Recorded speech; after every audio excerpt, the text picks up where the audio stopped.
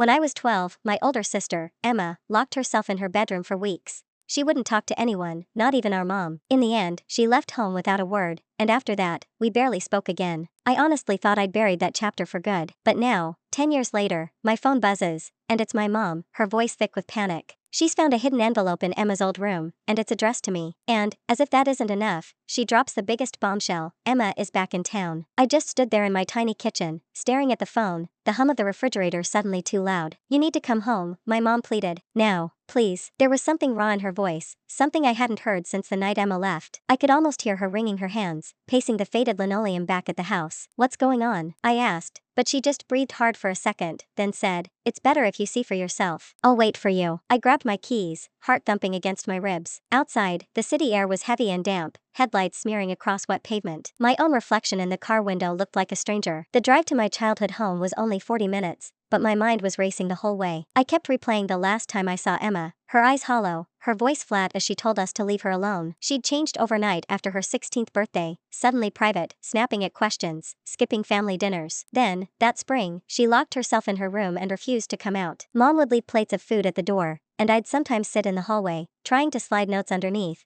but she never responded. Every memory of those weeks felt like touching a bruise. The house had echoed with silence, except for the occasional muffled cry from behind Emma's locked door. When she finally left, it was as if she'd taken all the warmth with her. Afterward, we never talked about it. Mom boxed up Emma's things, but she never let anyone touch the room itself. It became this strange, off-limits shrine, the door always closed, dust gathering in the corners. Now, driving past the old maple trees, I felt 12 again, scared and desperate to understand what I'd done wrong. Why had she shut me out? And what could possibly be in that envelope that would make my mom sound so shaken, after all these years? The porch light flickered as I pulled up, moss flitting in the yellow glow. I could smell the faint tang of cut grass and rain-soaked earth. Mom met me at the door, her eyes rimmed red. She pressed a trembling hand to my shoulder. "It's upstairs," she whispered. The air in the hallway was thick with old perfume and something stale, like secrets that had been sealed tight for too long. My footsteps creaked on the stairs, each one echoing through the quiet house. I reached Emma's door, still the same chipped white paint, the little faded sticker that said "Keep Out." My hand hesitated on the doorknob, sweaty and uncertain. When I pushed it open, the hinges gave a soft groan, and the scent of lavender and dust washed over me. The room was almost exactly as she'd left it, except smaller, somehow. Her posters were still tacked to the walls: stars, wolves, a band she loved but I could never stand. A faded comforter was smoothed over the bed, untouched. On the dresser, a half-empty bottle of nail polish sat next to a cracked snow globe. I ran my fingers over the desk, feeling the gritty layer of dust, the edge of a forgotten notebook. Mom hovered in the doorway, twisting her wedding ring. "It was behind the drawer," she said, her voice barely above a whisper. I was finally cleaning, and it just slipped out. She handed me the envelope, yellowed, my name written in Emma's looping script. My chest tightened as I stared at it. "Did you read it?" I asked, but she shook her head. "No, I couldn't." I turned the envelope over in my hands, the paper soft and thin, like it might fall apart if I breathed too hard. For a second, I just stood there, the weight of old memories pressing down. All those years of not knowing, of wondering what secret had been big enough to tear Emma away from us. The room felt alive with echoes, her laughter, her anger, the last time she slammed the door in my face. I slid my thumb under the flap, my heart pounding louder than ever. Whatever was inside, I knew nothing would be the same after I read it. And as I broke the seal, I heard the unmistakable sound of the front door opening downstairs, Emma's voice, soft but unmistakable, calling my name. The envelope felt heavier than I expected for such a thin thing, the paper soft and worn, like it had been handled and rehandled 100 times before it ended up in my hands. My name was on the front, written in my sister's looping, unmistakable script, only now, seeing it again after so many years, it almost looked like a stranger's handwriting. I sat on the edge of her old bed, the mattress creaking beneath me, and slid my thumb under the flap. My breath came out shaky. I could hear my mom's footsteps pacing somewhere downstairs, her voice muffled as she made another anxious phone call. Inside the envelope was a letter, folded into thirds, and an old photograph. The photo was faded at the edges, a shot of me and my sister at maybe 8 and 13, sitting side by side on the backyard swing set. I was grinning, gap-toothed and messy-haired. She looked more serious, almost protective. There was a jagged line of handwriting scrawled across the back in blue pen,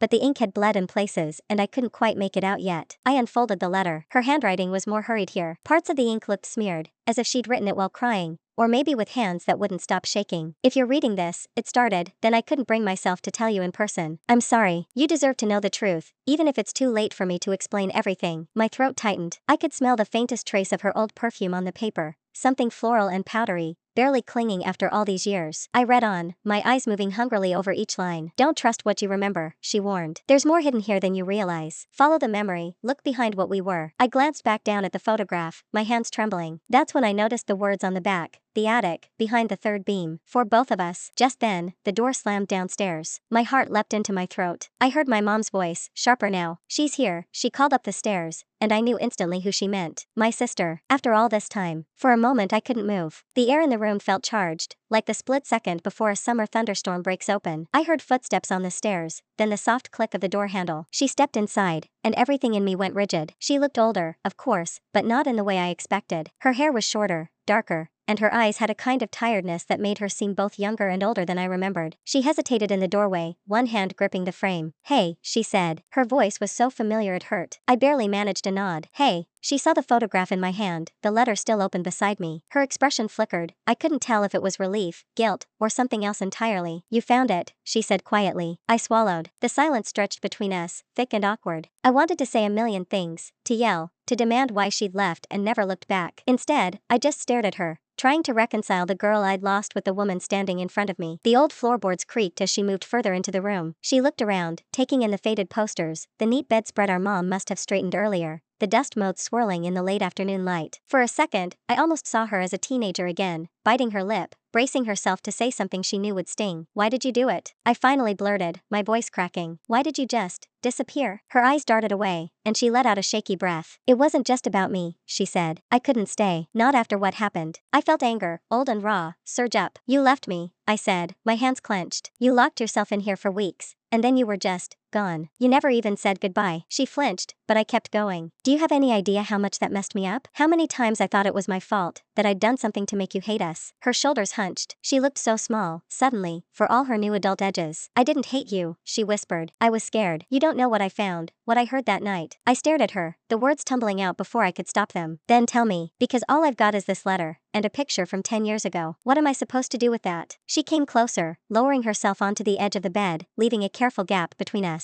I could feel the heat of her body, the way her hands twisted in her lap. She hesitated, then reached for the photograph. "Look," she said, turning it over so we could both see the back. "I wrote this the night I left. I thought maybe one day you'd figure it out." We squinted at the message. The handwriting was messier than usual, the words running together. "The attic, behind the third beam. For both of us." I repeated it aloud, feeling the words roll around in my mouth, foreign and familiar all at once. She nodded. "There's something up there, something I found by accident, right before everything." A strange, prickling chill ran down my spine. The attic door had always creeped me out as a kid, the way it groaned on its hinges, the musty darkness, the weird sense that someone had been there before us, leaving secrets in the shadows. "Why didn't you just tell me?" I asked, unable to keep the hurt out of my voice. She looked at me, eyes shining. "Because I thought it would ruin everything. I thought I could protect you if I just left it alone. But I was wrong." For a long moment, neither of us spoke. I could hear the faint hum of the air vent, the distant thud of a car passing outside, the nervous tapping of her fingers against her jeans. Finally, I stood up, clutching the photo. "Let's look," I said. "Let's see what's up there." She hesitated, but then she nodded. "Okay." We didn't say anything as we made our way down the hall, past the family photos lining the walls, smiling faces that now seemed to watch us with a kind of mute accusation. The attic door loomed ahead, the pull string swaying gently, as if someone had just used it. I reached up and tugged. The stairs unfolded with a groan, dust drifting down in lazy spirals. My sister went first, her hand steady on the railing. I followed, the boards flexing under my feet, the air growing cooler and thinner as we climbed. The attic was pitch black, the only light coming from a tiny window at the far end. I flicked on the bare bulb overhead, its glow revealing stacks of boxes, old furniture draped in sheets, and a scattering of forgotten toys. The air smelled of mothballs and dry wood. My sister moved with purpose, counting the beams along the sloped ceiling. "1, 2, here," she said, stopping at the third beam from the window. She knelt down, running her fingers along the floorboards. I crouched beside her, heart pounding. She pressed on one of the planks and it shifted, revealing a narrow gap. Inside was a small wooden box, the kind you'd expect to find in a fairy tale. Heavy, hand-carved, stained a deep, reddish-brown. My sister lifted it out, her hands shaking. I could see her knuckles whiten as she set it between us. "Do you want to open it?" she asked, her voice barely above a whisper. I nodded, swallowing hard. My fingers fumbled with the latch. It was stiff with age, but finally gave way with a soft click. The lid creaked open, and I stared inside. On top was another letter, older than the first, the paper yellowed and brittle. Beneath it were a handful of objects. A tiny silver locket, a folded piece of newspaper,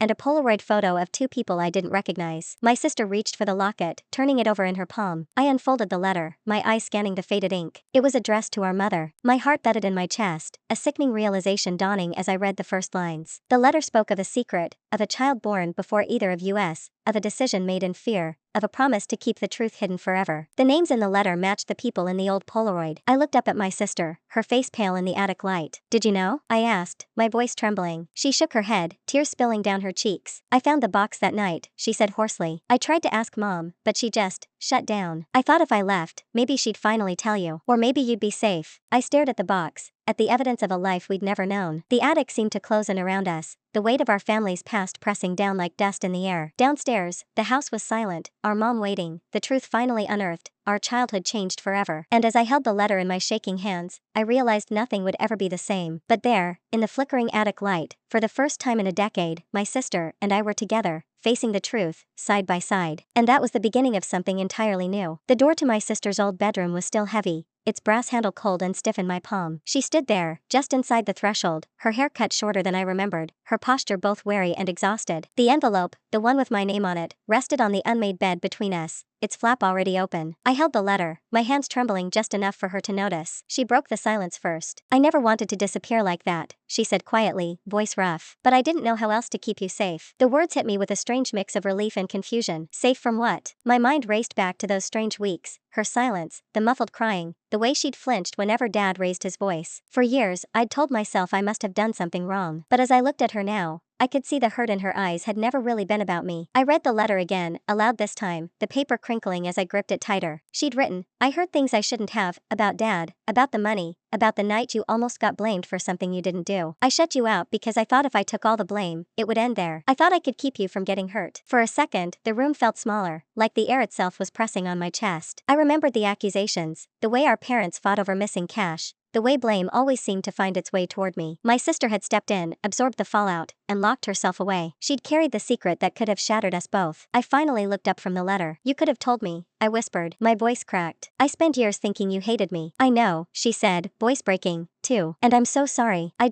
couldn't let them turn on you. Not like that." Running away was stupid, but I thought it was the only option. Outside, rain started to tap against the window, soft and rhythmic. I could smell dust and something faintly floral, her old perfume, maybe, clinging to the curtains. The house felt older, but we were older, too. I sat next to her on the bed, and the mattress creaked under our combined weight, the sound oddly comforting. "I missed you," I said, barely more than a whisper. She laughed, wiping her eyes with her sleeve. "I missed you, too. I thought about calling 100 times. I didn't know if I'd ruined everything." We sat there for a long moment, neither of us saying anything, just listening to the rain. It was the first comfortable silence we'd shared in years. I realized then that the locked room hadn't just been hers, it had been mine, too, in a way. A place where I'd stored all the questions I was too afraid to ask. She nudged my shoulder. "Let's not do this again, okay? No more secrets." I smiled, my chest lighter than it had felt in years. "Promise, we do this together from now on." Later, as we carried the old boxes out of the room, laughing at some of her forgotten teenage treasures, I felt something shift inside me. It wasn't just about uncovering the truth, or forgiving the past. It was about starting over, with honesty and forgiveness as our foundation. That night, as I left the house, I looked back at the window of her old room. The light was on, golden and warm. I knew things wouldn't be perfect, but for the first time in a decade, I wasn't afraid of what the past might reveal. My sister and I had unlocked something far more important than a door, the chance to actually be family again.